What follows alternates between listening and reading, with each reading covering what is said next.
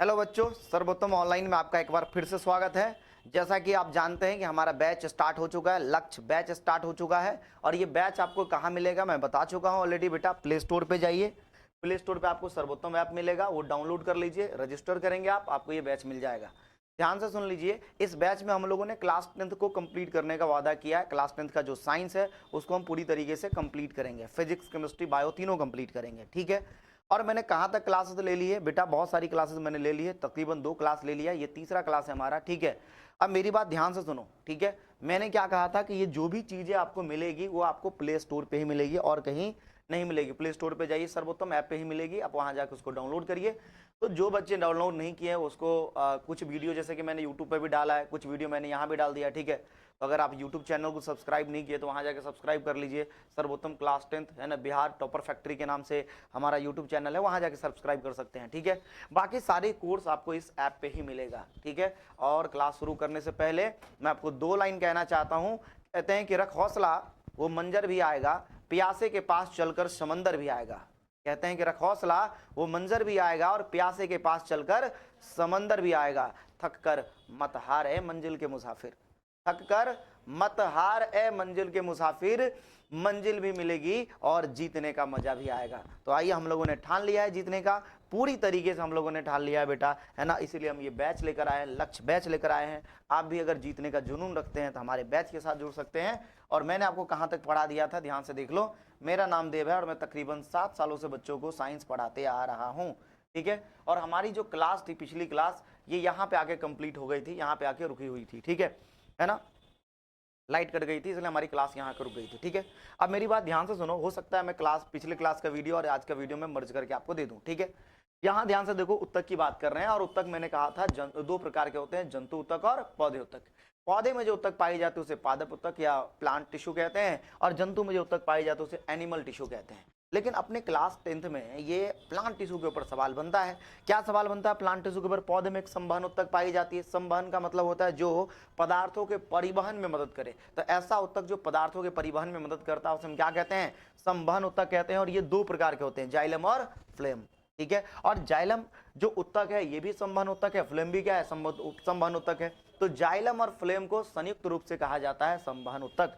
और याद होगा आपको, जाइलम के द्वारा जल और खनिज लवण का परिवहन होता है और फ्लेम के द्वारा भोजन का परिवहन होता है। और भोजन के परिवहन को ही हम क्या कहते हैं बेटा? स्थानांतरण कहते हैं। अच्छा एक बात बताओ, मैंने पिछले क्लास में यहाँ तक डिस्कशन कर दिया था कि भाई जौ से क्या होता है? जल। याद देखो यहाँ ट्रिक लिखा है, जौ से जल, जौ से जाइलम। बचपन में तुम्हारी मैडम ने तुमको सिखाया होगा, अ से अनार, आ से आम, है ना। वही मैडम जो 4 किलो लिपस्टिक लगा के आती है, ठीक है। एनीवे जाने दीजिए, मैडम पे ध्यान मत दीजिए, फोकस करिए टॉपिक पे। जौ से जल, जौ से जाइलम, ठीक है। तो ट्रिक क्या है? जौ से जल, जौ से जाइलम, जौ से जहाज।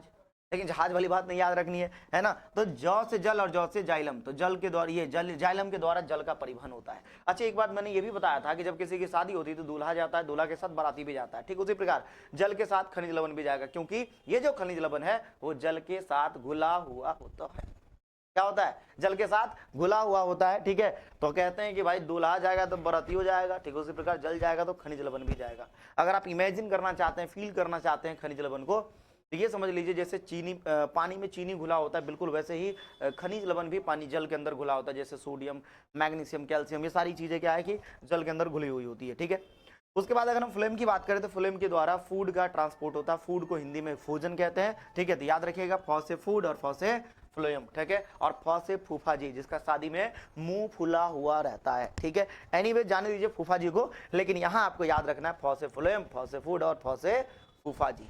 आपको याद है ये तीनों चीज भुलाने वाली बातें नहीं है। फूफा जी को कोई भूल सकता है क्या? ठीक है, बताइए जरा, देखिए ध्यान से। अब ये देखिए, हमने कहा जड़ से क्या होता है? पौधे का, ये पौधे के अंदर जो है जल और खनिज लवण जड़ से पत्तियों तक पहुंचता है। तो ध्यान से देखिए, ये मैंने दुनिया का सबसे खूबसूरत पौधा बनाया है अपने हाथों से। ध्यान से देख लीजिए, दुनिया का सबसे खूबसूरत पौधा बनाया मैंने, है ना, है ना।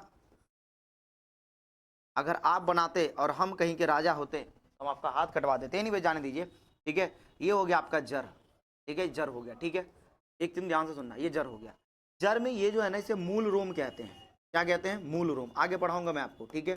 मूल रोम कहते हैं। और मूल रोम के द्वारा ही क्या होता है, जल का अवशोषण होता है। एक पॉइंट यहां याद रखना कि भैया जल का अवशोषण किसके द्वारा होता है, मूल रोम के द्वारा। अब मूल रोम क्या करेगा, जल को, ठीक है ध्यान से सुनिए, ये मिट्टी है, मिट्टी में जल क्या होता है बेटा, है ना, मिट्टी में जल फंसा होता है, ठीक है। और मिट्टी के अंदर जो जल है वो कहाँ चले जाएंगे, मूल रोम में। तो जल गया मूल रोम में। मूल रोम से कहाँ जाता है, एक बार पूरा लिख दें कि जल जो है मूल रोम से जाता है जाइलम में, ठीक है। और जाइलम से जाता है बेटा, ध्यान से सुनो, पत्ती में, ठीक है। जाइलम से जाता है पत्ती में, ध्यान से सुनना, ठीक है। तो मूल रोम के द्वारा जल का अवशोषण होता है। ध्यान से सुनिए क्या होता है, अवशोषण, ठीक है। और एक सवाल यहाँ बोर्ड का बन गया, ठीक है, एक सवाल यहाँ बोर्ड का बन गया। और मूल रोम से जो है ना जल कहाँ जाएगा, जाइलम में, और जाइलम से कहाँ जाएगा, पत्ती में, ठीक है। और ध्यान से सुनिए, इसी पत्ती में जल और खनिज लवण पहुंचेगा, इसी पत्ती में CO2 पहुंचेगा, फिर प्रकाश संश्लेषण की प्रक्रिया होगी और पौधे का भोजन तैयार हो जाएगा। तो हम आगे बात करेंगे उसके ऊपर, लेकिन ये जाइलम का बहुत बड़ा योगदान है ना, प्रकाश संश्लेषण में, ठीक है। तो जाइलम नहीं होता तो प्रकाश संश्लेषण की प्रक्रिया बाधित हो जाती। तो हम कहेंगे भैया ऐसा है कि जल का परिवहन और खनिज लवण का परिवहन जाइलम के द्वारा होता है। उसके बाद बेटा यहाँ देखो कहाँ से होता है, तो एक चीज ये भी याद रखना, जड़ से कहाँ तक, पत्ती तक, है ना। तो जड़ से पत्ती तक जाइलम के द्वारा, है ना, जड़ से पत्ती तक जाइलम के द्वारा जल का परिवहन होता है और खनिज लवण का परिवहन होता है, ठीक। उसी प्रकार याद रखना है कि ये पौधा है, ठीक है, ये पौधा है, ये पौधे की पत्ती है, और इस पत्ती में क्या बन चुका है, खाना बन चुका है, ठीक है, ध्यान से सुनना। और यहां देख लीजिए ध्यान से, जल का परिवहन जड़ से पत्ती तक एक ही दिशा में होता है, दो दिशा में नहीं होता है। तो कहते हैं जाइलम के द्वारा जो पदार्थों का परिवहन होता है वो एक दिशीय होता है। और एक बात आगे जाके मैं आपको बता दूं कि जाइलम की जो कोशिका होती है प्रायः मृत होती है, जो हम आगे देखने वाले हैं, ठीक है। जरा यहाँ ध्यान से देखो, ये पौधा है, ठीक है, और ये पौधे का जड़ है, ठीक है। यहाँ पत्ती में खाना बना, तो पत्ती में जो खाना बनेगा वो पौधे के विभिन्न भागों में जाते हैं, ठीक है। तो पत्ती से विभिन्न भागों में पहुंचेगा, ऊपर भी गया नीचे भी जाएगा, ठीक है। तो हम कहेंगे पौधों में जो पदार्थों का परिवहन होता है, या फिर बोलेंगे फ्लोएम के द्वारा जो खाद्य पदार्थों का परिवहन होता है वो द्विदिशीय होता है, ऊपर भी होगा और नीचे भी होगा। द्वि मतलब होता है दो, दिशा मतलब, दिशीय मतलब दिशा, तो दोनों दिशाओं में होता है, ऊपर भी और नीचे भी। लेकिन जड़ का जो परिवहन, ये जल और खनिज लवण का जो परिवहन होता है एक ही दिशा में होता है, जल से, जड़ से पत्ती तक। अब देखो, अगर पानी चाहिए पत्ती को, डायरेक्टली पत्ती में तो हम पानी नहीं डालते, हम पानी डालते हैं जड़ में, और जड़ से पानी कहाँ चला जाता है, पत्ती के पास चला जाता है। और आप लोगों ने कभी प्लांटिंग की होगी तो आपको पता होगा, ठीक है।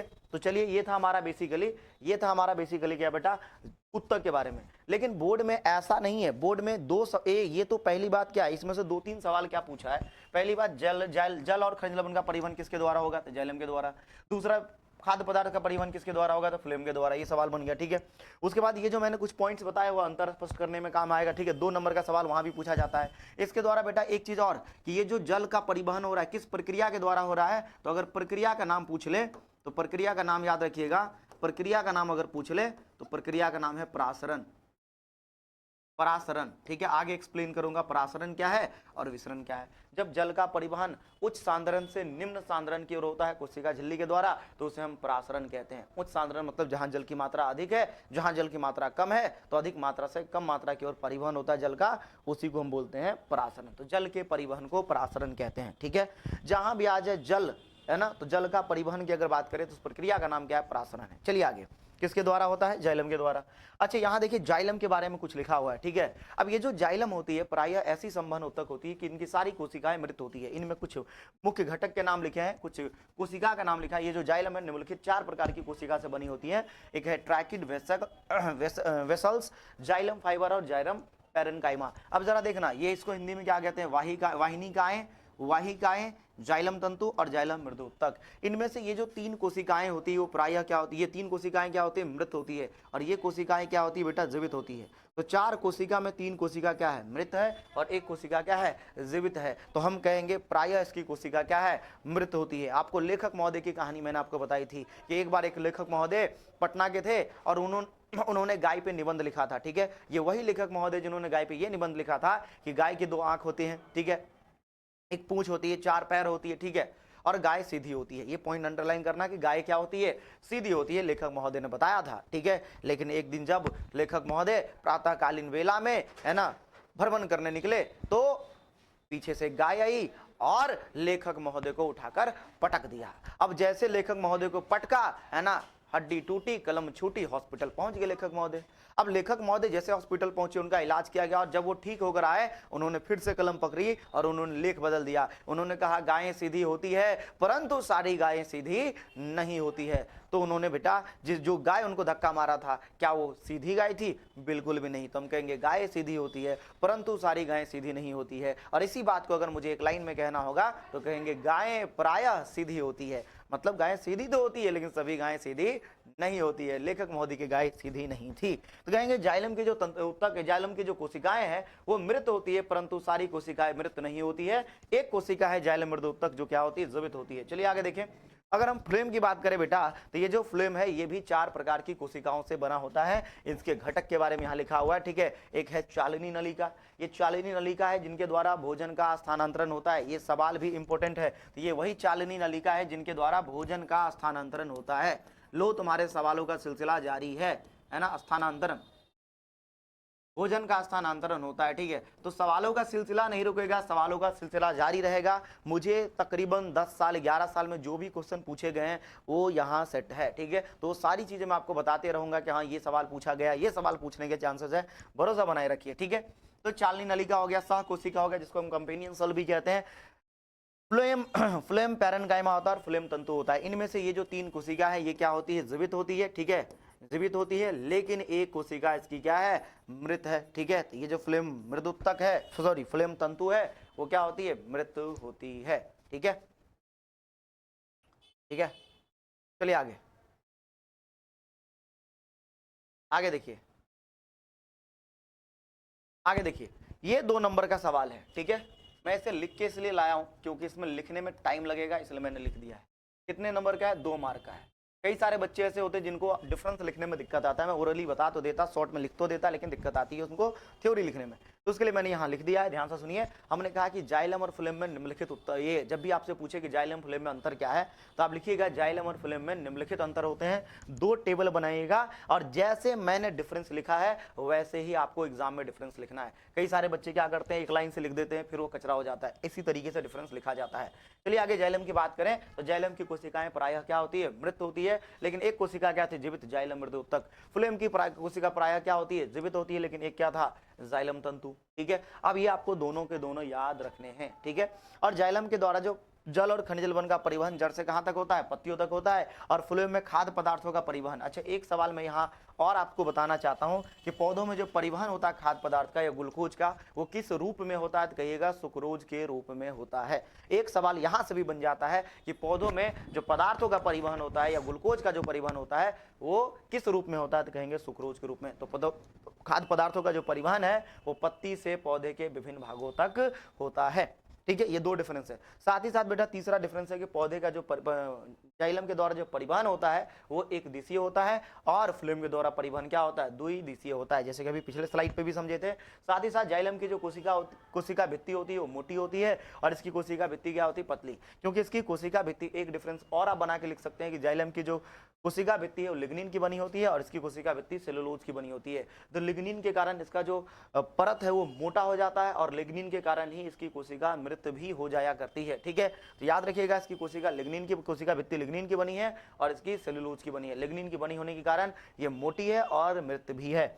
उसके अलावा बेटा ये अगर मरी हुई है इसकी सारी कोशिका, कुछ काम तो करेगी नहीं, बस परिवहन के अलावा एक और काम करती है, पौधे को यांत्रिक सहारा प्रदान करती है। आप जानते हैं पौधे को खड़ा रखने में जाइलम का बहुत बड़ा योगदान होता है, ठीक है। और ये आपका क्या है बेटा? ये जो फ्लेम है वो पौधे को यांत्रिक सहारा प्रदान नहीं करता है, ठीक है। तो ये 2 नंबर के सवाल थे जिसको आपने क्या किया? यहाँ एक्सप्लेन किया है। तो बेटा मैंने आपको क्या क्या समझा दिया? देखिए मैंने आपको कहाँ से समझाया था? मैंने कहा कि प्रत्येक सजीव के लक्षण में क्या पढ़ रहे थे? कोशिकीय संरचना। कोशिकीय संरचना से जितने सवाल बने थे वो मैंने आपको बता दिया था, ठीक है। दूसरी बात, कोशिका के बाद हमने पढ़ा था आपको उत्तक के बारे में, ठीक है। उत्तक में कौन सा उत्तक आपको याद रखना है ये भी मैंने एक्सप्लेन किया। उसके बाद होता है अंग, ठीक है। अगर हम अंग की बात करें तो अंग बेटा दोनों के पास होता है, पौधे के पास भी होता है और जंतु के पास भी अंग होता है। अगर हम पौधे के अंग की बात करें, ठीक है, पौधे के अंग की बात करें और जंतु के अंग की बात करें तो जंतु में कौन कौन से अंग होते हैं, खासकर हम मनुष्य में जो कौन कौन से अंग होते हैं उसके बारे में चैप्टर में या आने वाले चैप्टर में डिस्कस करेंगे, ठीक है। तो पौधे में कौन कौन सा अंग होता है? मेनली पौधे में होता है जड़ होता है बेटा, है ना, तना होता है, पौधे में पत्ती होता है, ठीक है। उसके अलावा फूल होता है, ठीक है, फूल होता है, ठीक है। उसके अलावा बेटा बीज होता है, फल होता है, ठीक है, ये सारी चीजें होती है पौधे के अंदर, ठीक है। उसके बाद अगर हम जंतु की बात करें तो जंतु में बेटा अगर मैं बात करूं, ठीक है, मुख गुहा होता है, ठीक है, ध्यान से सुनना, मुख होता है, मुख गुहा होता है, ठीक है। उसके बाद ग्रसनी होती है, ठीक है। उसके बाद बेटा इसी चैप्टर का एग्जाम्पल ले रहा हूँ, ठीक है, ग्रास नली होती है, ग्रास नली होती है, छोटी आंत होती है, बड़ी आंत होती है, कितना लिखूं मैं, ठीक है। किडनी होता है, कितनी किडनी होते हैं, 2 किडनी होते हैं, 2 फेफड़े भी होते हैं, ठीक है, और दोनों फेफड़ा यहाँ पाई जाती है, एक यहाँ एक यहाँ, और हमारा जो हृदय है वो सेंटर में है, ठीक है। ये मत बोलना हमारा हृदय इधर है, ठीक है, ये नहीं कि कोई मोहतरमा इधर से आ रही तो हृदय इधर है, कोई मोहतरमा इधर से आ रही तो हृदय इधर है, या कोई सामने से आ रही तो हृदय इधर है, ठीक है, ऐसा मत बोल देना कपिल शर्मा की तरह तुम भी, ठीक है। चलिए ध्यान से, तो ये जो बेसिकली मैंने आपको बताया था जंतु के बारे में, ये जंतु के कई सारे अंग हैं जिनके बारे में अपने को याद रखना है। एक मेन अंग होता है मस्तिष्क, ठीक है, चैप्टर नंबर 5 में पढ़ोगे मस्तिष्क के बारे में। एक वृक्क के बारे में चैप्टर नंबर 4 में पढ़ोगे, ठीक है। उसके बाद और जो अंग है बेटा है ना, फेफड़ा के बारे में चैप्टर नंबर 2 में पढ़ोगे, ठीक है। हृदय के बारे में चैप्टर नंबर 3 में पढ़ोगे। ये सारी चीजें है ना, तो अलग अलग अंग होते हैं जो आपको जंतु और पौधों में पाया जाता है। ये सभी अंग उच्च वर्गीय जीवों में पाए जाते हैं, ठीक है। उसके बाद आगे देखिए, हम अंग तंत्र की बात कर रहे थे, ठीक है। तो अंग तंत्र जो है ना, अंग तंत्र, अगर अंग तंत्र पौधे अंग तंत्र अगर देखें तो पौधे में कोई अंग तंत्र नहीं पाया जाता है, ठीक है, क्योंकि पौधे उतने उच्च वर्गीय जीव के कैटेगरी में नहीं आता है। पौधे में कोई पाचन तंत्र नहीं है, पौधे में कोई शोषण तंत्र नहीं है। ये नहीं कि पौधे के पास फेफड़ा है, पौधे भी सांस लेते हैं, पौधे सांस लेते हैं लेकिन फेफड़ों के द्वारा नहीं, पत्ती में छोटे छोटे छिद्र पाए जाते हैं उसके द्वारा, है ना। ये पौधे के पास कोई परिवहन तंत्र नहीं है, उसके पास भी हृदय है, खून रक्त का परिवहन करता होगा, ऐसा कुछ नहीं है उसके पास, ठीक है। परिवहन तो होता है लेकिन हृदय के द्वारा नहीं होता है, परिसंचरण तंत्र के द्वारा नहीं होता है। तो हम कहते हैं पौधों में किसी भी प्रकार का अंग तंत्र नहीं पाया जाता है। जंतु में पाया जाता है, खासकर अगर हम मनुष्य का एग्जाम्पल ले जंतु में, तो कौन कौन सा अंग तंत्र पाया जाता है। पहला अंग तंत्र है पाचन तंत्र, और पाचन तंत्र को चैप्टर नंबर 1 में पढ़ाया जाएगा। दूसरा है श्वसन तंत्र, कौन से चैप्टर में, सेकंड चैप्टर में पढ़ाया जाएगा। तीसरा है परिवहन तंत्र, तीसरे चैप्टर में ही पढ़ाया जाएगा, ठीक है। जैसे जैसे मैं लिखूंगा चैप्टर बनते जाएगा। चौथा में आ गया उत्सर्जन तंत्र, तो उत्सर्जन तंत्र चैप्टर नंबर 4 में आता है, ला ला ला ला ला ला ला ला। उसके बाद उत्सर्जन के बाद आता है तंत्रिका तंत्र, चैप्टर नंबर 5 में, ठीक है, तंत्रिका तंत्र। 6 में आ गया भाई जनन तंत्र, ठीक है, चैप्टर नंबर 6। ये बायोलॉजी के 6 चैप्टर तो ऐसे ही होते हैं, ठीक है। आगे भी एक और तंत्र होता है कंकाल तंत्र, मैं यहाँ नहीं लिख रहा हूँ क्योंकि हमारे सिलेबस में कंकाल तंत्र नहीं दिया हुआ है, इसका मतलब वो तंत्र नहीं है, ऐसा नहीं है। ये 6 के 6 तंत्र अपने सिलेबस में पढ़ना है, ठीक है। उसके बाद बेटा आ गया, ठीक है, ध्यान से सुनो, उसके बाद आ गया जीव के बारे में। किसके बारे में, जीव के बारे में। अगर जीव की बात करें तो ये से हम ऑर्गेनिज्म कहते हैं, ठीक है। और कोशिका के संख्या के आधार पर जीव 2 प्रकार के होते हैं, ठीक है। एक होता है एक कोशिकीय जीव, एक कोशिकीय जीव, ध्यान से देखना, एक कोशिकीय जीव। ये सारी चीजें मैं आपको इसलिए पहले बता देता हूं ताकि जब चैप्टर शुरू हो जाए पूरी तरीके से ये सारी चीजें काम में लेंगे वहां, ठीक है। और एक होता है बहुकोशिकीय जीव, ठीक है। अगर बहुकोशिकीय जीव, ठीक है, अगर कोई जीव एक कोशिका से बना है तो उसे एक कोशिकीय जीव कहते हैं। अंग्रेजी में से यूनिसेलुलर कहा जाता है, यूनिसेलुलर ऑर्गेनिज्म। यूनि का मतलब एक और सेलुलर का मतलब सेल, तो एक सेल से बना है तो यूनिसेलुलर ऑर्गेनिज्म बोलेंगे, और कई सारे सेल से बना है तो उसे क्या कहेंगे, मल्टी सेलुलर ऑर्गेनिज्म बोलेंगे, ठीक है। अब मेरी बात ध्यान से सुनो, ये जो यूनिसेलुलर है उनके कुछ उदाहरण आपको याद रखना है। कौन कौन सा उदाहरण है, जैसे अमीबा यूनिसेलुलर है, एक कोशिकीय है। पैरामीशियम एक कोशिकीय है। युगलीना, तेरे बिना भी क्या जीना, युगलीना, ठीक है। क्लेमाइडोमोनास, क्लेमाइडोमोनास, ये सब क्या एक कोशिकीय है, ठीक है। उसके अलावा बेटा और भी कई सारे ऐसे जीव हैं जो कोशिकीय हैं, आदि बैक्टीरिया भी एक कोशिकीय है, ठीक है। उसके बाद वायरस को जीव मत कहना, विषाणु जीव नहीं होते, ठीक है, ना वो सजीव है ना ही निर्जीव है।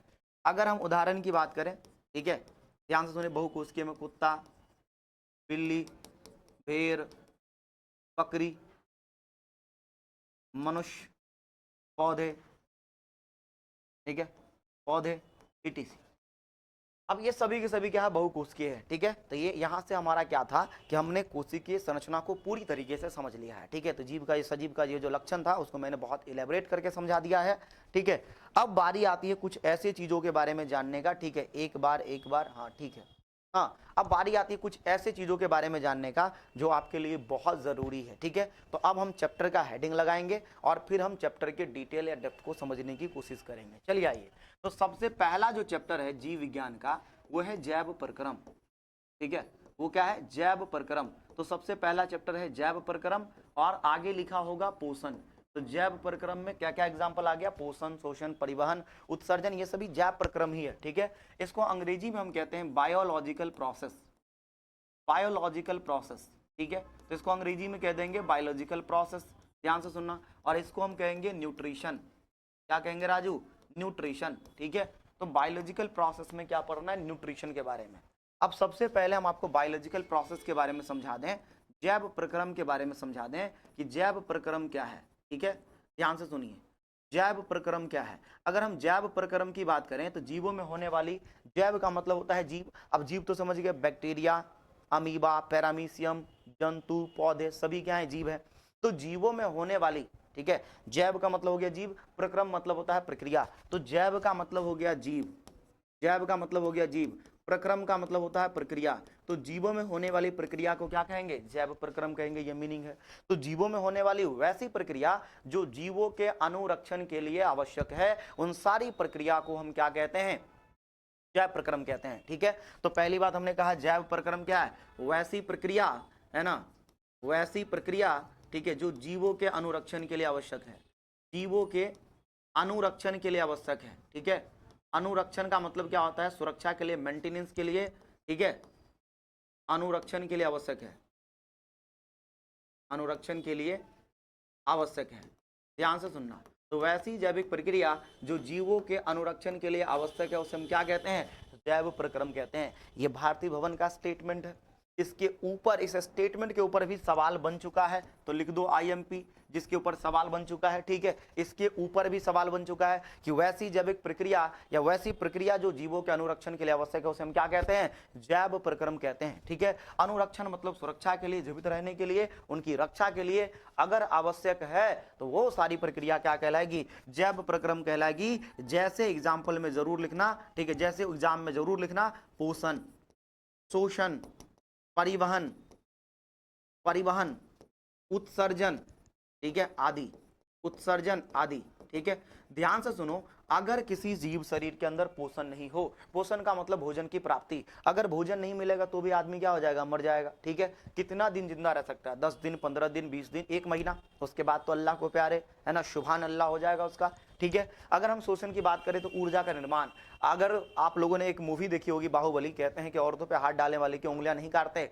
काटते उनका कलाम, और उनका जो गला काट दिया जाता है, तो उसका गला काटते उसकी मौत क्यों हो जाती है, अगर किसी भी व्यक्ति का आगे वाला पाइप काट दिया जाए, ध्यान से सुनिए, काटना नहीं है, काट दिया जाए, ठीक है, तो क्या होगा, हवा नहीं पहुंचेगी, और हवा नहीं पहुंचेगी तो ग्लूकोज का विखंडन नहीं होगा, ग्लूकोज का विखंडन नहीं होगा तो ऊर्जा का निर्माण नहीं होगा, और जब ऊर्जा का निर्माण नहीं होगा प्यारे, तो व्यक्ति की क्या हो जाएगी, मौत हो जाएगी।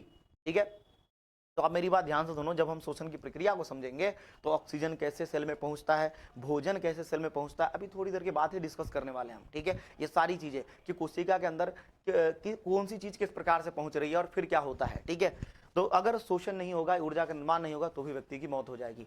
परिवहन की बात कर रहे हैं। ठीक है, जैसे मान लो रक्त क्या करता है, ऑक्सीजन का परिवहन करता है, तो ऑक्सीजन नाक से कहाँ चला गया, फेफड़ा में। ठीक है, और फेफड़ा से क्या, रक्त में, रक्त से शरीर के विभिन्न कोशिकाओं में। अगर ये परिवहन नहीं होता तो ऑक्सीजन विभिन्न कोशिकाओं में नहीं पहुंचेगा, फिर ऊर्जा का निर्माण होगा नहीं होगा, और फिर व्यक्ति की मौत हो जाएगी। तो परिवहन का होना भी क्या है, जरूरी है।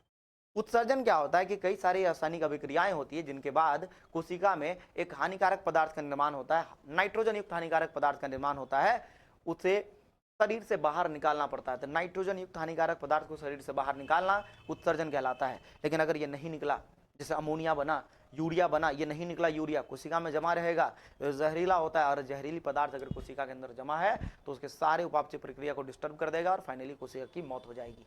और अगर कोशिका की मौत हो जाएगी, ठीक है, तो व्यक्ति की भी क्या हो जाएगी, मौत हो जाएगी। तो ये सारी प्रक्रिया ऐसी है जो जीवों के अनुरक्षण के लिए क्या है, आवश्यक है। इन सारी प्रक्रिया को हम जैव प्रक्रम कहते हैं। तो पोषण भी जैव प्रक्रम है, शोषण भी जैव प्रक्रम है, परिवहन भी जैव प्रक्रम है, उत्सर्जन भी जैव प्रक्रम है। एक और बच्चों के मन में डाउट आता है, क्या सर जनन जैव प्रक्रम में नहीं आता है?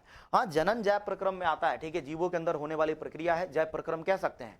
लेकिन अगर मैं जनन की बात करूं, अगर छोटे लेवल पे बात करें, बड़े लेवल पे बात नहीं कर रहे हैं, छोटे लेवल पे बात करें कि अगर कोई व्यक्ति जनन नहीं कर रहा है, ठीक है, मान लो कि अपने सोसाइटी से कोई ऐसा आदमी था, है ना, वो बाबा बन गया, पता चला कि इसमें बहुत पैसा है, बाबा बन गया। ठीक है, अगर वो बाबा बन गया तो वो जनन करेगा क्या? नहीं करेगा। रिप्रोडक्शन, शादी वादी कुछ नहीं किया, बाबा बन गया, ठीक है, तो जनन की प्रक्रिया नहीं होगी। और क्या वो जनन की प्रक्रिया नहीं होगी तो क्या उसकी मौत हो जाएगी क्या? नहीं। तो जनन की प्रक्रिया जैव प्रक्रम तो है, लेकिन आवश्यक जैव प्रक्रम में वो नहीं आता है, ठीक है। तो बेसिकली हमने कहा जैव प्रक्रम के बारे में क्या है। साथ ही साथ जैव प्रक्रम का एक और डेफिनेशन दे सकते हैं हम कि जीवों में होने वाली वैसी प्रक्रिया जो पृथ्वी पर अपने अस्तित्व को कायम रखने के लिए आवश्यक है। हम लोग कहाँ रहते हैं? पृथ्वी पे। पृथ्वी पे जीना है तो भाई पोषण, शोषण, परिवहन, उत्सर्जन सभी चाहिए, ठीक है। तो हम कह सकते हैं कि वैसी जैविक प्रक्रिया वैसी जैविक प्रक्रिया जो जीवों को पृथ्वी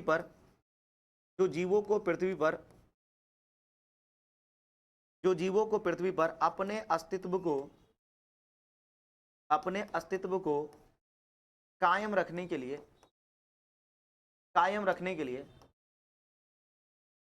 आवश्यक है। अब ये मत बोलना अंधेरा कायम रहे, जीवन कायम रहे, वो जरूरी है, काम रखने के लिए आवश्यक है। ध्यान से सुनना, ठीक है।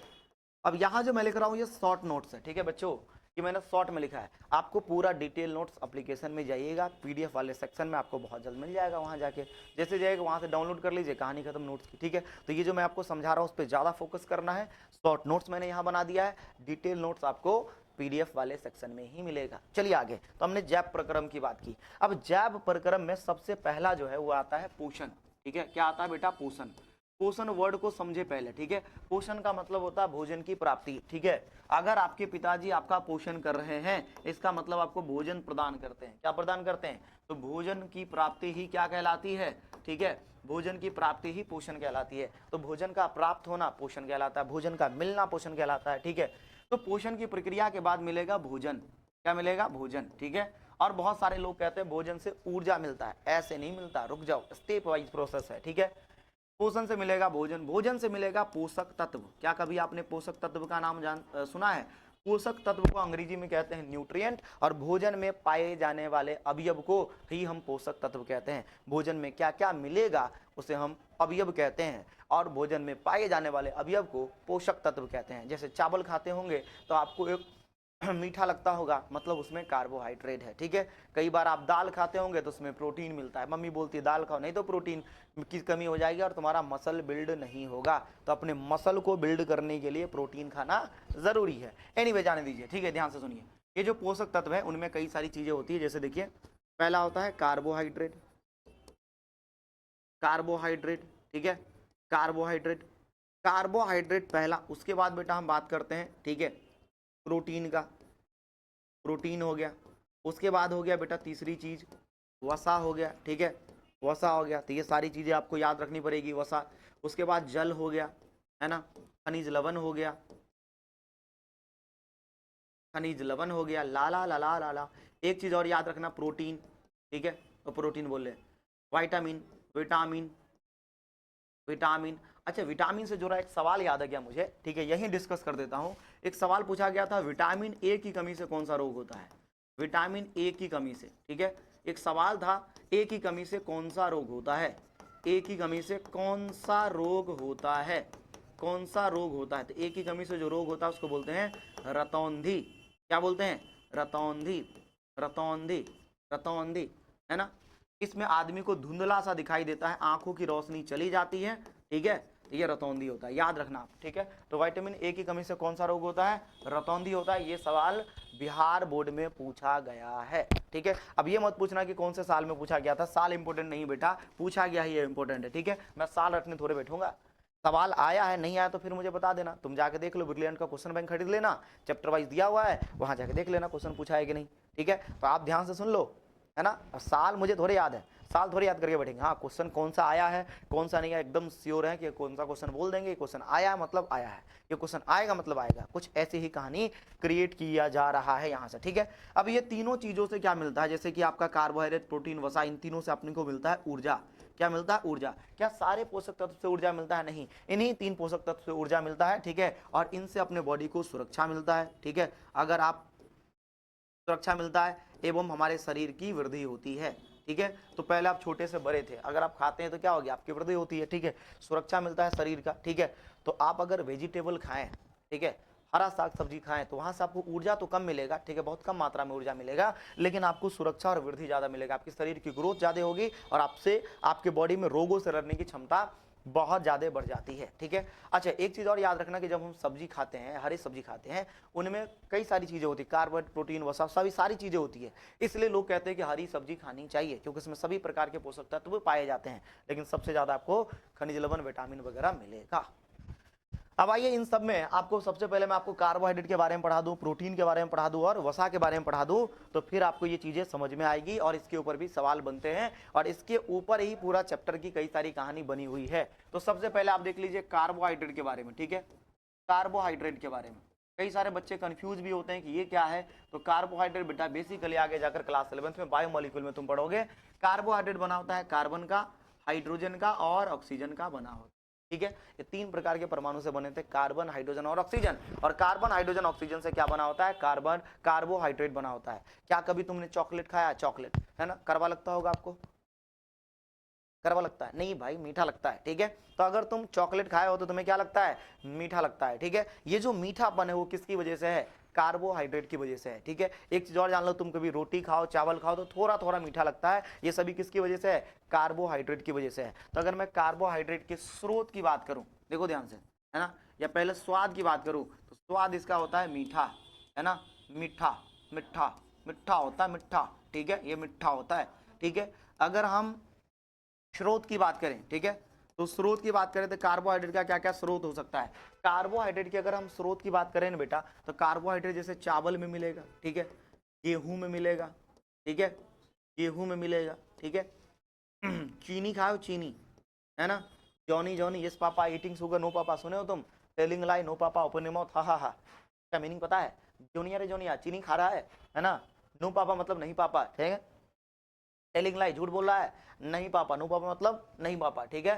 मुंह खोलो तो, है ना, फिर कहा था हा हा, है ना, कहा है धराई में आ गया चोरी, ठीक है। जोनिया रे जोनिया, चीनी खा रहा है, ठीक है। गेहूं हो गया, चीनी हो गया, इसके अलावा बेटा गन्ना हो गया, ठीक है, गन्ना में भी आपको क्या मिलेगा? कार्बोहाइड्रेट मिलेगा, ठीक है। चॉकलेट, चॉकलेट, चॉकलेट बेटा, चॉकलेट में भी आपको क्या मिलेगा? कार्बोहाइड्रेट, ठीक है। लेकिन मेनली हम लोग चावल गेहूं ही खाते हैं, ठीक है, चावल खाते हैं, रोटी खाते हैं, ये चीनी उनी गन्ना उन्ना तो कभी कभी खाते हैं, ठीक है। इन सब में बहुत ज्यादा कार्बोहाइड्रेट पाई जाती है, आदि, ठीक है।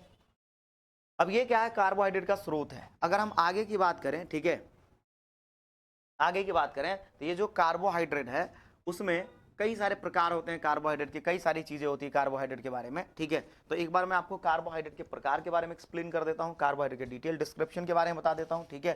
तो कार्बोहाइड्रेट बेसिकली बेटा अलग अलग प्रकार के होते हैं, ध्यान से सुनना।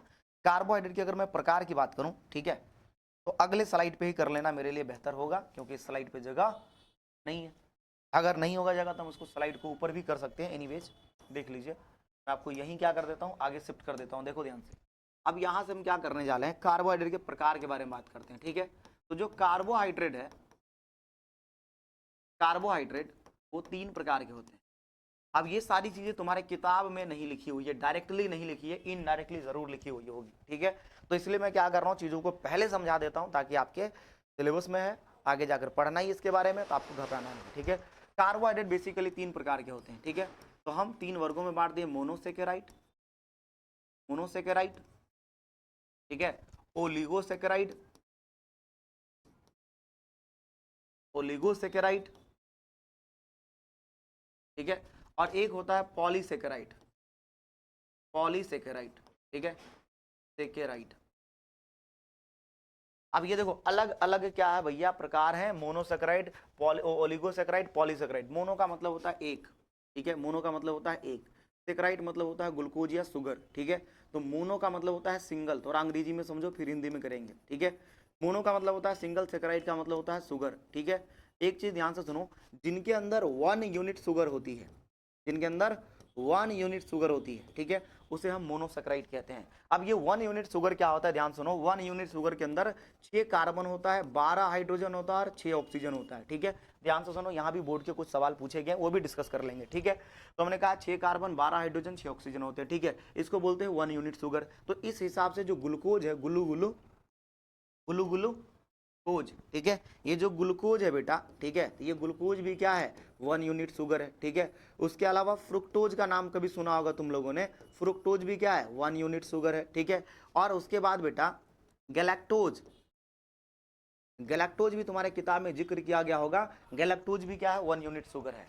या तो तुम 1 यूनिट शुगर बोल दो, या तो सरल कार्बोहाइड्रेट बोल दो, सिंपल कार्बोहाइड्रेट बोल दो। ये जो सिंपल शुगर होते हैं वो आसानी से डाइजेस्ट हो जाते हैं, आसानी से इसका पाचन हो जाता है और तुरंत ताकत मिलती है, इंस्टेंट एनर्जी। इसलिए कहते हैं ग्लूकोज पीने से इंस्टेंट ताकत मिलती है, इंस्टेंट एनर्जी मिलती है, ठीक है, क्योंकि वो बहुत सिंपल शुगर है, जैसे हमारे शरीर में जाएगा उसका पाचन हो जाता है, विखंडन हो जाता है, तुरंत ऊर्जा का निर्माण हो जाया करता है, उसको पाचन करने की जरूरत नहीं है। तो ग्लूकोज के पाचन की आवश्यकता नहीं होती है, ग्लूकोज सीधा सीधा कोशिका के अंदर जाएगा और फिर उसका विखंडन होकर वहां से ऊर्जा का निर्माण हो जाया करता है, ठीक है।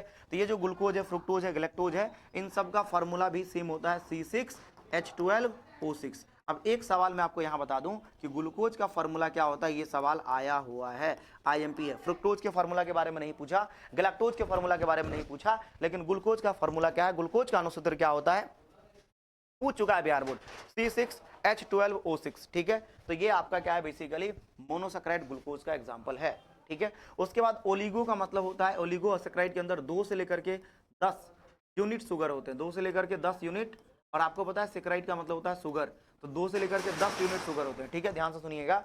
अगर 2 है तो बोलेंगे डाइसैकेराइड, 3 है तो बोलेंगे ट्राइसैकेराइड, 4 है तो बोलेंगे टेट्रासैकेराइड। तो अगर 2 यूनिट शुगर है तो सभी क्या कहलाएंगे, डाइसैकेराइड कहेंगे। जैसे देखो कुछ एग्जांपल मैं डाइसैकेराइड का ले लेता हूं, ठीक है, कुछ एग्जांपल मैं डाइसैकेराइड का ले लेता हूं, ध्यान से देखना, ठीक है। कुछ एग्जांपल मैं डाइसैकेराइड का ले लेता हूं, ठीक है, कुछ एग्जांपल मैं डाइसैकेराइड का लेता हूं, ठीक है, जैसे माल्टोज, ठीक है, उदाहरण के लिए माल्टोज, मैं डाइसैकेराइड का उदाहरण ले रहा हूं, ठीक है। डाइसैकेराइड का एग्जांपल, ठीक है, डाई का मतलब होता है 2, सैकेराइड मतलब शुगर, तो डाइसैकेराइड का कुछ उदाहरण ले रहा हूं यहाँ, ठीक है, जैसे माल्टोज। माल्टोज जो है ना, माल्टोज 2 यूनिट शुगर से बना है, ठीक है, 2 यूनिट है ना, ग्लूकोज और ग्लूकोज का बना होता है। तो माल्टोज जो है ना बेटा, ग्लूकोज, ग्लूकोज और ग्लूकोज का बना होता है, ग्लूकोज और ग्लूकोज का बना होता है, ठीक है, ध्यान से सुनना। तो माल्टोज 2 यूनिट शुगर से बना है, यानी कि 2 ग्लूकोज के मॉलिक्यूल से बना है, इसलिए इसको बोलते हैं डाइसैकेराइड, ठीक है। तो ग्लूकोज और ग्लूकोज को जोड़ देंगे तो क्या बन जाएगा, माल्टोज बन जाएगा, ठीक है। इसके अलावा और एग्जाम्पल है बेटा डाइसैकेराइड का, ठीक है ना, सुक्रोज।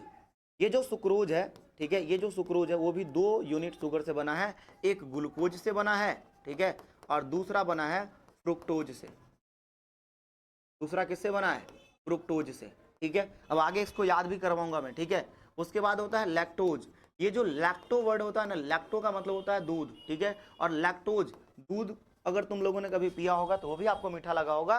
तो लैक्टोज वर्ड जो है ना दूध से रिलेटेड है, दूध के अंदर भी शुगर पाई जाती है, दूध के अंदर भी कार्बोहाइड्रेट पाई जाती है, और वो डाइसैकेराइड पाई जाती है जिसका नाम क्या है, लैक्टोज। अगर इसको तोड़ोगे, ये जो चीज है वो भी 2 चीजों से मिलकर बना है बेटा, वो है ग्लूकोज और गैलेक्टोज। तो ये भी 2 चीजों से मिलकर बना है, ग्लूकोज और गैलेक्टोज। इतने शुगर के बारे में क्या कहते हैं, इतने आपको डाइसैकेराइड के बारे में आपको पढ़ना है, ठीक है। अब मेरी बात ध्यान से सुनो, अगर आपके सिलेबस में ग्लूकोज का नाम आ जाए, fructose, galactose, maltose, sucrose, lactose, ये सभी की सभी क्या है, कार्बोहाइड्रेट के ही प्रकार हैं, तो आप इन सबको कार्बोहाइड्रेट ही समझे, ठीक है। अब इसमें क्लासिफिकेशन करने की जरूरत नहीं है, सभी सभी ध्यान सुनिए, सभी के सभी क्या है, कार्बोहाइड्रेट है, ध्यान से सुनिए। अगर मैं पॉलीसैकेराइड की बात करूंगा, पॉली का मतलब होता है जिसमें 10 से ज्यादा यूनिट हो शुगर के, है ना, 10 से ज्यादा शुगर यूनिट हो, है ना, 10 यूनिट शुगर, 10 से ज्यादा शुगर यूनिट हो, ठीक है, शुगर यूनिटों से बोलते हैं पॉलीसैकेराइड। जैसे एग्जांपल की अगर मैं बात करूं, उदाहरण की बात करूं, तो उदाहरण में आपने कभी ग्लाइकोजेन का नाम सुना होगा, है ना, ग्लाइकोजेन का नाम सुना होगा, मैं बताता हूं ग्लाइकोजेन क्या होता है, ठीक है। और आपने कभी स्टार्च का नाम सुना होगा, ठीक है, स्टार्च का नाम सुना होगा, ठीक है, ध्यान से सुनो, स्टार्च का नाम सुना होगा। इसके अलावा एक और नाम है सेलुलेज, सेलुलोज, सेलुलोज का नाम सुना होगा, ठीक है। ये सभी के सभी क्या है बेटा, पॉलीसैकेराइड हैं। अब अगर मैं ग्लाइकोजन की बात करता हूं, ठीक है, तो ये ग्लाइकोजन जंतु कोशिका में पाई जाती है, स्टार्च पादप के कोशिका में पाई जाती है, दोनों के दोनों क्या है, पॉलीसैकेराइड ही है, ग्लूकोज का ही बना है, ठीक है। ये बेसिकली बोलेंगे कार्बोहाइड्रेट ही है, लेकिन एक पाई जाती है जंतु कोशिका में, एक पाई जाती है पौधे की कोशिका में। ये जो ग्लाइकोजन है ना, वो जंतु कोशिका के अंदर है ना संचय भोजन है ना, स्टोर फूड है, संचय खाद्य पदार्थ, ठीक है। तो जंतु कोशिका में संचय खाद्य पदार्थ को संचय खाद्य पदार्थ को, है ना, खाद्य पदार्थ को क्या कहते हैं, ग्लाइकोजन कहते हैं, ठीक है। और पादप कोशिका में संचय खाद्य पदार्थ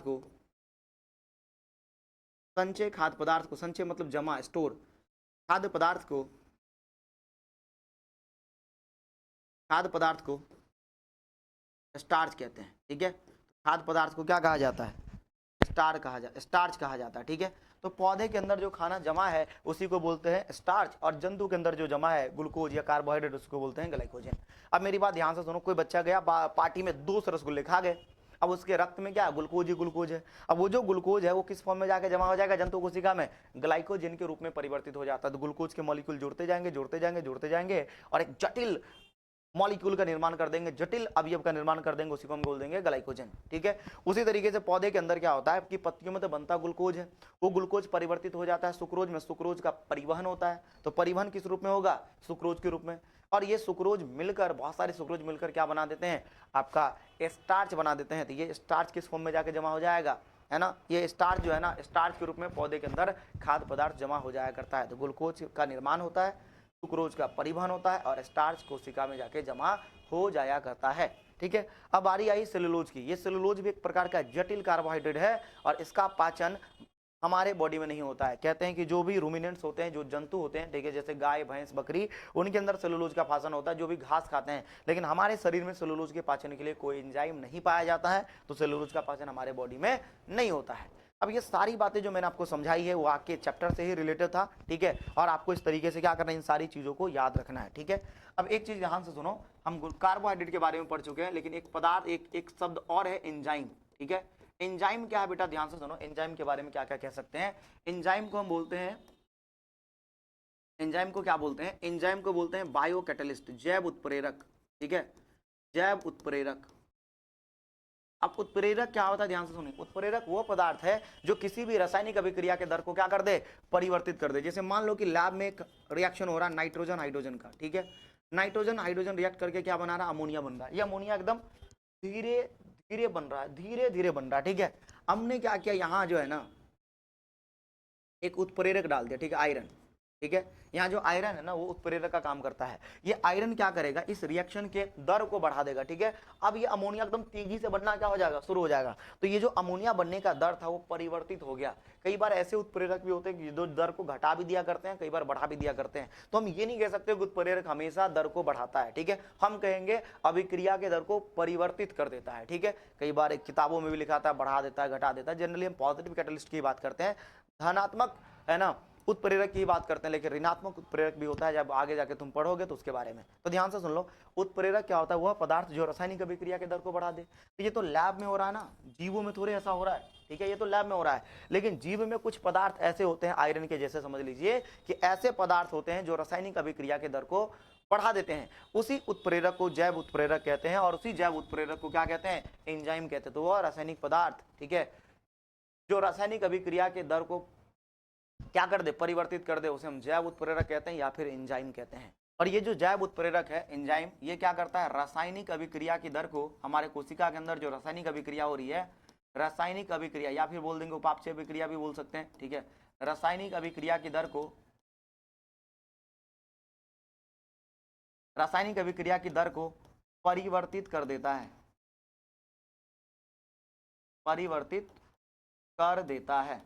तो रासायनिक अभिक्रिया के दर को क्या कर देगा, परिवर्तित कर देगा। इतनी बातें क्लियर है बेटा, ध्यान से सुनो, सारी चीजें दिख रही है, ठीक है। अब हमने कहा भैया ये जो एंजाइम है ना, एक काम और करता है ये एंजाइम, है ना, भोजन का पाचन करता है। तो ये जो एंजाइम है वो भोजन के पाचन में भी मदद करता है, ठीक है, भोजन के पाचन में मदद करता है, ठीक है, भोजन के पाचन में मदद करता है। ध्यान से सुनना, ठीक है, मदद करता है। तो भोजन के पाचन में कौन मदद करता है, एंजाइम मदद करता है, ठीक है। पाचन क्या होता है जरा ये भी सुन लें, ठीक है। पाचन वह प्रक्रिया है जिसमें भोजन के जटिल अवयव को, ध्यान से सुनना, जटिल अवयव को, ठीक है, भोजन के जटिल अवयव को सरल रूप में परिवर्तित कर दिया जाता है ना। सरल रूप, सरल रूप किसको बोलते हैं वो भी बता देंगे आपको, और जटिल रूप किसको बोलते हैं वो भी बता देंगे।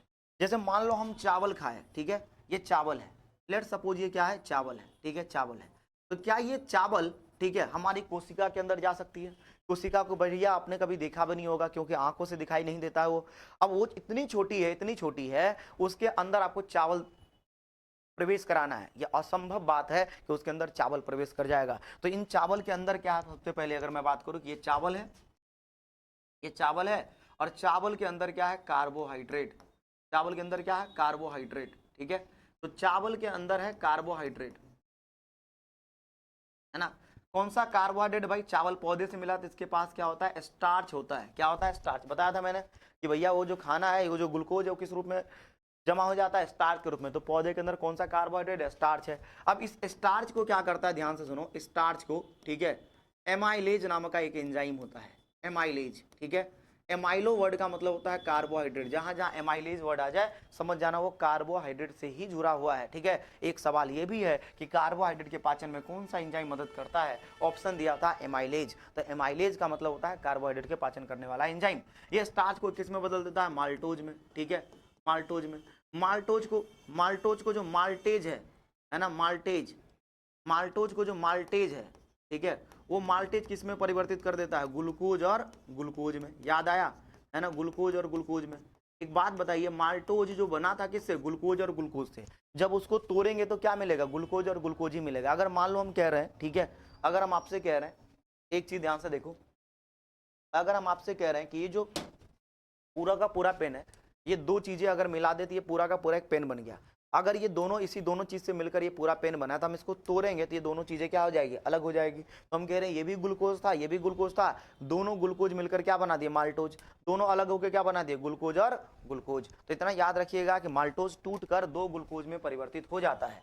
अब ये जो है देखो ध्यान से, ये कोशिका थी, ठीक है, इस कोशिका के पास ये चावल इंटर नहीं कर पा रहा था। तो कोशिका के अंदर ये चावल जा पाएगा क्या, नहीं जा पाएगा बेटा, ये चीजें नहीं जा पाएगी। तो ये कोशिका के अंदर चावल के दाने हैं, ठीक है, ये चावल है, तो चावल जा पाएगा क्या, है ना, चावल नहीं जा पाएगा। लेकिन क्या ये ग्लूकोज जा सकता है कोशिका के अंदर, हाँ ये ग्लूकोज जा सकता है। ठीक है, तो अब मुझे बताइए, ग्लूकोज के रूप में जो परिवर्तन किया है स्टार्च का, स्टार्च क्या था, भोजन का जटिल अवयव था, और ग्लूकोज क्या है, भोजन का सरल अवयव है। तो जटिल अवयव से सरल अवयव में परिवर्तित करना क्या कहलाता है, पाचन कहलाता है। तो भोजन का जटिल अवयव से सरल अवयव में परिवर्तन होना क्या कहलाता है, पाचन कहलाता है। जटिल अवयव क्या करेगा, कोशिका के आर पार नहीं जा सकता है, सरल अवयव है, आसानी से कोशिका के आर पार पहुंचेगा, और इस तरीके से ग्लूकोज जो है कोशिका के अंदर चला गया। तो भोजन के जटिल अवयव से सरल अवयव में परिवर्तित करना यह प्रक्रिया कहलाता है पाचन। और पाचन में मदद कौन करेगा, एंजाइम। आपने यहाँ क्या देखा कि पाचन में कौन मदद कर रहा था, आपने यहाँ क्या देखा कि ये जो है ना एंजाइम, कौन सा एंजाइम देख रहे हो, एमाइलेज एंजाइम था यहाँ, ठीक है, यहाँ क्या था, माल्टोज एंजाइम था, ठीक है, माल्टेज एंजाइम था। ये दोनों एंजाइम ने क्या किया, स्टार्च को सरल रूप में परिवर्तित कर दिया। तो एंजाइम का काम क्या है, भोजन का पाचन करना, भोजन को सरल रूप में परिवर्तित करना। ठीक है, हम दोनों बातें कह सकते हैं। तो एंजाइम का ये सारा काम था। ठीक है, अब जरा देखिए ध्यान से, अगर मैं कहूं कि भैया ऐसा है कि मुझे माल्टोज को तोड़ना है, तो माल्टोज को तोड़ने के लिए कौन सा एंजाइम लाओगे, ठीक है, माल्टोज को तोड़ने के लिए, माल्टोज को तोड़ने के लिए लाएंगे माल्टेज, और माल्टेज क्या करेगा, माल्टोज को, है ना, ग्लूकोज और ग्लूकोज में क्या करेगा, तोड़ देगा। ठीक है, ग्लूकोज और ग्लूकोज में तोड़ देगा, याद रहेगा ये, ग्लूकोज और ग्लूकोज में तोड़ देगा, ध्यान से सुनो। ठीक है, हाँ ग्लूकोज और ग्लूकोज में तोड़ देगा। ठीक है, ध्यान से देखना, तो ग्लूकोज और ग्लूकोज में तोड़ देगा।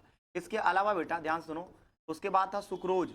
सुक्रोज को जो एक एंजाइम है, ठीक है, ये भी एंजाइम आपको याद रखना है। ठीक है, सुक्रोज को सुक्रेज, या तो सुक्रेज याद रखिए, ठीक है, या तो इसी का दूसरा नाम है इन्वर्टेज।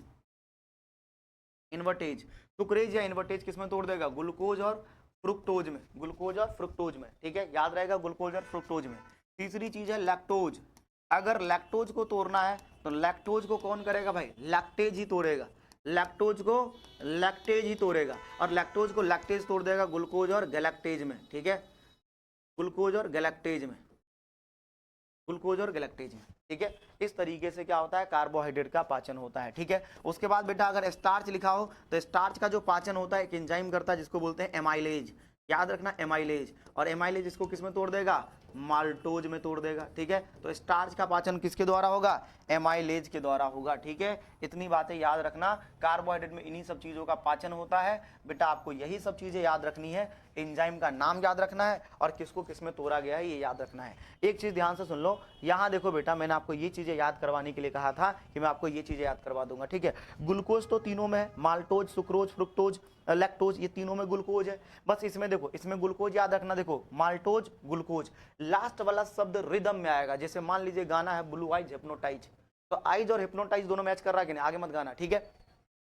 तो माल्टोज में क्या भैया, ग्लूकोज। अच्छा सुक्रोज फ्रुक्टोज, सुक्रोज फ्रुक्टोज, सुक्रो रो फ्रुक फ्रुक फ्रुक्टोज, इसमें भी आर का उच्चारण आ रहा है, इसमें भी आर का उच्चारण आ रहा है, ठीक है। तो सुक्रोज फ्रुक्टोज, ठीक है। इसके बाद लैक्टोज गैलेक्टोज, इसमें भी एल आ रहा है, इसमें भी एल आ रहा है, galactose lactose galactose lactose galactose. तो बेटा इस तरीके से आप याद रख सकते हैं, लास्ट का जो टर्म है इससे रिदम के साथ मैच कर रहा है, ठीक है। इस तरीके से आपको क्या करना है, पाचन को याद रखना है, ठीक है। तो ये तो हमारा कार्बोहाइड्रेट के बारे में। अब बेसिकली थोड़ी जानकारी हम लोग प्रोटीन के बारे में लेंगे, वसा के बारे में लेंगे और फिर कहानी को थोड़ा सा आगे बढ़ाएंगे, ठीक है। ध्यान से देखिए, हमने कार्बोहाइड्रेट के बारे में पढ़ लिया, ठीक है।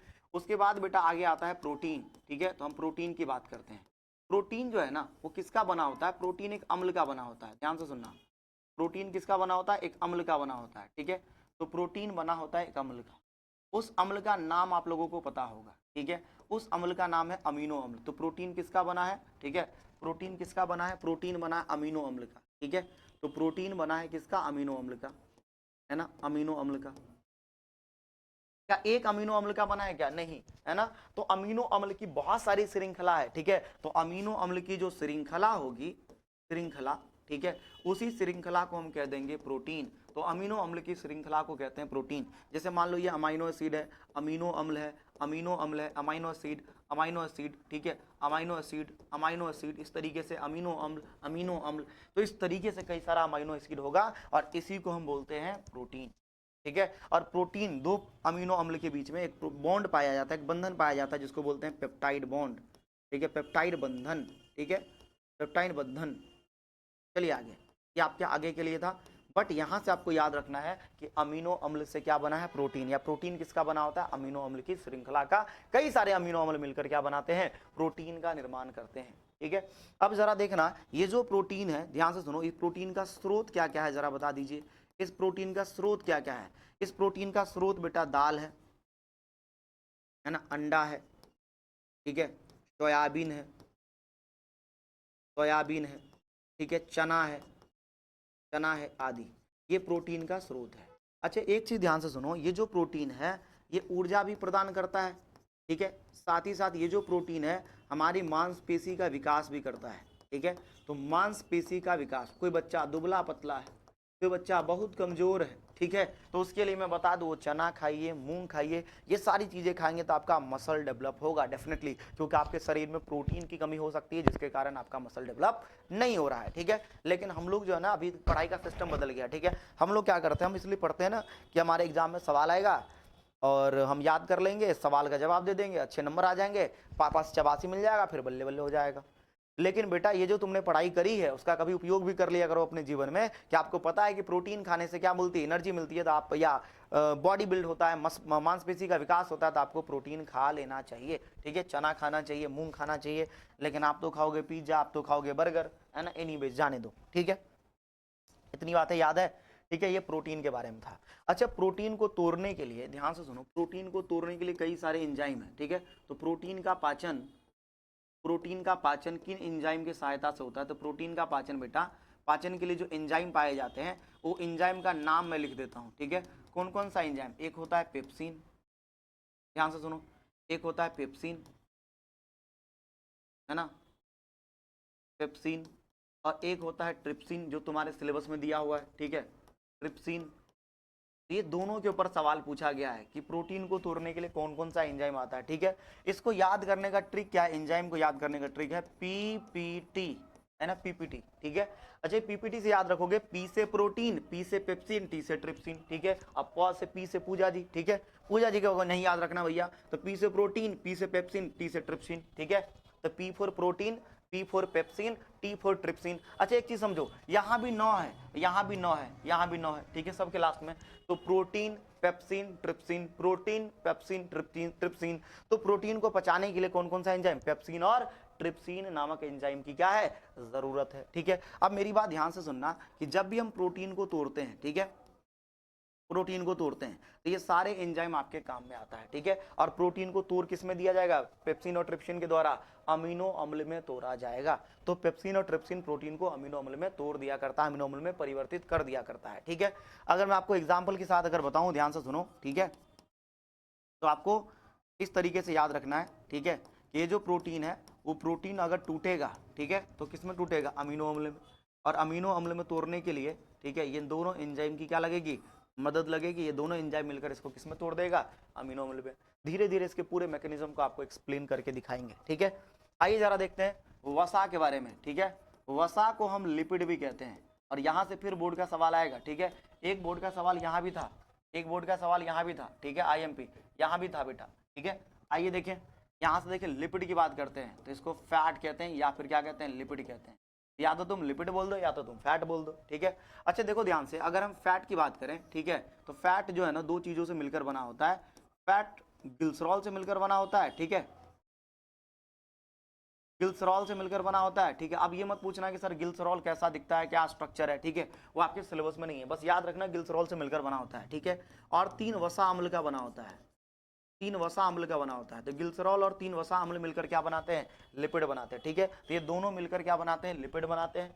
ठीक है, और लिपिड का जो स्रोत है, ठीक है, वो स्रोत आपको याद रखना है, तेल, घी, मक्खन, ये सब खाते हो तुम। ठीक है, खाते समय मजा आता है, लेकिन अगर बोल दे कि ग्लिसरॉल और वसा अम्ल का बना होता है तो ये मजा नहीं आता आपको। बस खाने से मतलब है सर, ठूस ले, बहुत बड़ी बात है। ठीक है, तेल है, घी है, मक्खन है। ठीक है, आदि इन चीजों से आपको क्या मिलता है बेटा, वसा मिलता है, लिपिड मिलता है। इसलिए तेल, घी, मक्खन जो ज्यादा नहीं खाने चाहिए। ठीक है, पहली बात यह है कि इनका पाचन बहुत डिफिकल्ट होता है, बहुत समय लगता है इसके पाचन में। नहीं जाने दीजिए। ठीक है, हम क्या करेंगे, इस लिपिड के पाचन के लिए एक एंजाइम होता है। तो कौन सा एंजाइम लिपिड का पाचन करता है, तो नाम भी इसी से जुड़ा हुआ है, लाइपेज। ठीक है, तो इसको कैसे याद रखोगे, ला ला ला ला ला ला, ला से लिपिड, ला से लाइपेज। कैसे याद रखोगे, ला से लिपिड, ला से लाइपेज, पा से प्रोटीन, पा से पेप्सिन। ठीक है, तो इसको याद कैसे रखोगे, है ना, प प प प प, है ना, तो प से प्रोटीन, प से पेप्सिन। ठीक है, प से प्रोटीन, प से पेप्सिन। तो ये ट्रिक है, ये ट्रिक है बेटा, प से प्रोटीन, प से पेप्सिन, प से प्रोटीन, प से पेप्सिन। ठीक है, यहाँ देखो ध्यान से, यहाँ देखो बेटा, लाइपेज की अगर बात करें तो ला से लाइपेज, ला से लिपिड, याद रहेगा। ठीक है, अब ये देखो, मान लो वसा है हमारे पास, ये लिपिड है। अगर इसको इमेजिन करें कि ये जो बेसिकली किस तरीके से दिखता है, एक इमेजिनेशन दे सकता हूं मैं आपको। ठीक है, एग्जैक्टली स्ट्रक्चर नहीं बना सकता हूं। ठीक है, तो ये मान लीजिए आपका क्या है, ये ग्लिसरॉल है। इस ग्लिसरॉल के साथ क्या होता है, 3 वसा अम्ल जुड़े होते हैं, वसा अम्ल। ठीक है, वसा अम्ल, ये वसा अम्ल, ला ला ला ला, वसा अम्ल, ला ला ला ला, वसा अम्ल, ला ला ला ला। ये जो वसा अम्ल है, इसको तोड़ने का काम, अलग करने का काम किसका है, लाइपेज का। तो ये लाइपेज क्या करता है, ध्यान से देखो, ये लाइपेज आया है ना, लाइपेज आया, इसको तोड़ दिया, और बारी बारी से तोड़ता है। लाइपेज एक बार इसको तोड़ेगा, फिर इसको तोड़ेगा, फिर इसको तोड़ेगा। ठीक है, और इस तरीके से ग्लिसरॉल से वसा अम्ल को क्या कर देता है, अलग कर देता है। तो ध्यान से सुनना, ये जो लिपिड है वो लिपिड वसा को, सॉरी लाइपेज, लाइपेज लिपिड को, लाइपेज जो है, लाइपेज किस में तोड़ देता है, लाइपेज तोड़ देता है ग्लिसरॉल और वसा अम्ल में। जिस चीज से बना था उसी चीज में क्या किया, तोड़ दिया, ग्लिसरॉल और 3 वसा अम्ल में, 3 वसा अम्ल में। इतना आपको क्या करना है, वसा के बारे में याद रखना है। ठीक है, एक चीज मैं आपको और बता देता हूँ, लास्ट चीज है ये हमारा आज का क्लास का टॉपिक का, वो है न्यूक्लिक अम्ल।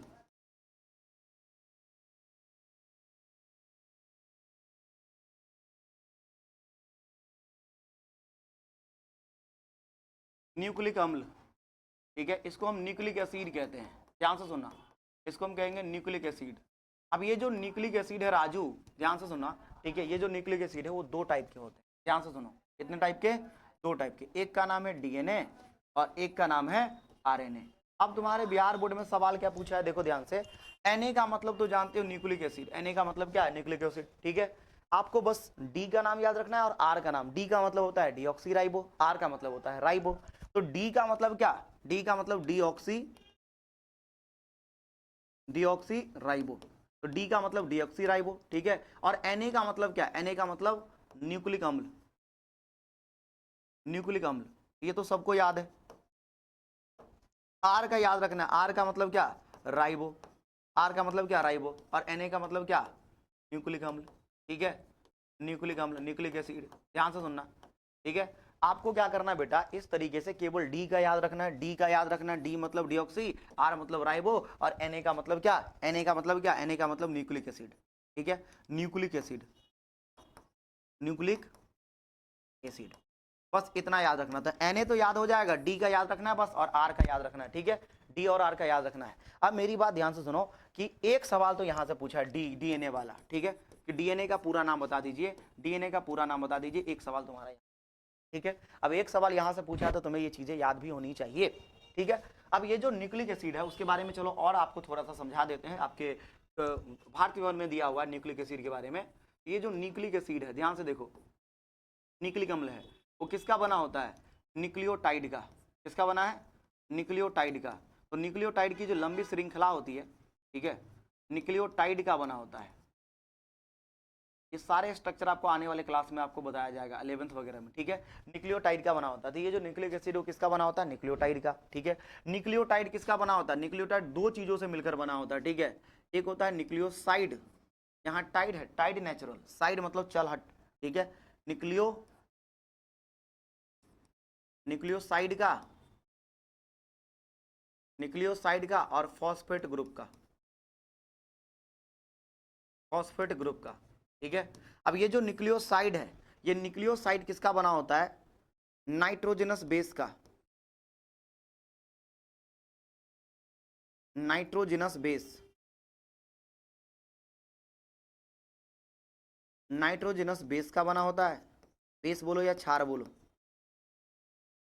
ठीक है। नाइट्रोजनस बेस का बना होता है, और पेंटोज शुगर का बना होता है, पेंटोज शुगर का बना होता है, ठीक है। इस तरीके से हम न्यूक्लिक अम्ल को देख सकते हैं, ठीक है। और एक बार अगर देखें तो न्यूक्लिक अम्ल के पाचन के लिए, न्यूक्लिक अम्ल के पाचन के लिए इसके लिए जो एंजाइम आता है, ठीक है, तो न्यूक्लिक अम्ल का पाचन, ध्यान से सुनो, न्यूक्लिक अम्ल का पाचन, यही आपको समझा देता हूं, ठीक है, आगे वाले स्लाइड पे। तो आगे वाले स्लाइड पे देख लीजिए, ठीक है। पहली बात, अगर हम न्यूक्लिक अम्ल का पाचन करें तो न्यूक्लिक अम्ल का पाचन कौन करेगा, न्यूक्लिक अम्ल का पाचन करेगा न्यूक्लिएज, कौन करेगा बेटा, न्यूक्लिएज, ठीक है। ये जो न्यूक्लियोज है इसको किस में तोड़ देगा, न्यूक्लियोटाइड में, किसमें तोड़ देगा, न्यूक्लियोटाइड में तोड़ देगा, ठीक है, न्यूक्लियोटाइड में तोड़ देगा। इस तरीके से न्यूक्लियोटाइड टूट गए, ठीक है। तो न्यूक्लिक अम्ल न्यूक्लियोटाइड में टूट गया, पहली बात, पहला स्टेप। अगर हम न्यूक्लियोटाइड को तोड़ें, न्यूक्लियोटाइड को तोड़ें, तो न्यूक्लियोटाइड जो है ना, उसको तोड़ने के लिए न्यूक्लियोटाइडेज आएगा, कौन आएगा, न्यूक्लियोटाइडेज। इसको तोड़ने के लिए कौन आएगा बेटा, एक मिनट, सॉरी, न्यूक्लियोटाइडेज,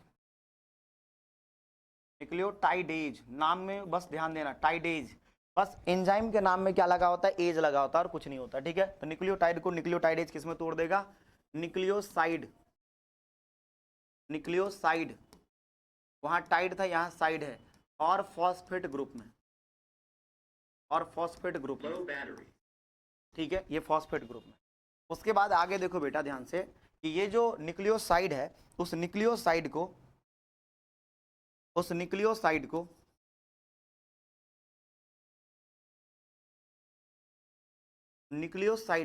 ध्यान से सुनिएगा, न्यूक्लियोसाइडेज,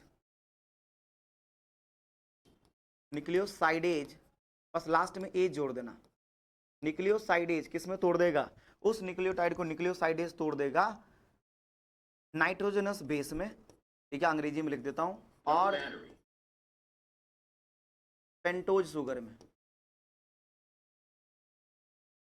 पेंटोज शुगर में, इस तरीके से तोड़ देगा, ठीक है।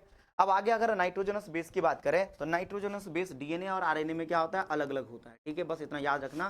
तो डीएनए में नाइट्रोजनस बेस अलग होता है और आरएनए में अलग होता है, ठीक है, आरएनए में अलग अलग होता है। इसमें होता है एडेनिन, थाइमिन, गुआनिन, सॉरी छोड़ जाने दो, ये अपने काम का नहीं है, ठीक है। तो एडेनिन, थाइमिन, गुआनिन, साइटोसिन, ठीक है, उसमें होता है एडेनिन, थाइमिन, गुआनिन, साइटोसिन की जगह पे यूरासिल होता है, ठीक है। तो बेसिकली डीएनए और आरएनए के अंदर, ठीक है, ध्यान से सुनो, डीएनए आरएनए के अंदर अलग अलग नाइट्रोजनस बेस होता है, उसके बारे में अलग एक्सप्लेनेशन है, कोई काम का नहीं है अपना डाटा। जब हम जेनेटिक्स पढ़ेंगे वहां आपको एक्सप्लेन कर देंगे, ठीक है। बस यहाँ तक समझ लीजिए हमारा बेसिक क्लास हो चुका है कंप्लीट। अच्छा, इसको हम बेसिक क्लास नहीं कह सकते क्योंकि हमारा जो सजीव का गुण था वो कंप्लीट हो चुका है, तो हम कहेंगे हमारे अध्याय का जो पहला लेक्चर है सजीव के गुण, वो आपको मैंने कंप्लीट करा दिया है। भारतीय भवन का किताब पढ़िए, वहां भी सजीव के गुण के बारे में पढ़ाया गया है। इसके अलावा अगर आप एनसीईआरटी पढ़ते हैं या बीटीबीसी का किताब पढ़ते हैं, वहां भी सजीव के गुण के बारे में बताया गया है। तो मैं आपसे इसी के साथ मैं आपसे अलविदा लेता हूं बच्चों, और मैंने आपको पूरी तरीके से क्या किया है, डिटेल में पढ़ा दिया है। अब आपको कोई समस्या नहीं होगी चैप्टर को समझने में, और आप चैप्टर को बहुत गहराई से समझ सकते हैं। इजाज़त दीजिए, मिलते हैं अगले वीडियो में, तब तक के लिए जय हिंद। और आपसे एक चीज़ और मैंने लास्ट में बताया था बच्चों कि आपको जो मैंने कहा था सपोर्ट के लिए, तो वो ज़रूर बनाए रखिए। आपका प्रेम बहुत अच्छा मिल रहा है, तो हमें भी अच्छा लग रहा है आपके साथ जुड़कर, और आप भी हमारे साथ बने रहिए, सर्वोत्तम के साथ बने रहिए। तब तक के लिए धन्यवाद।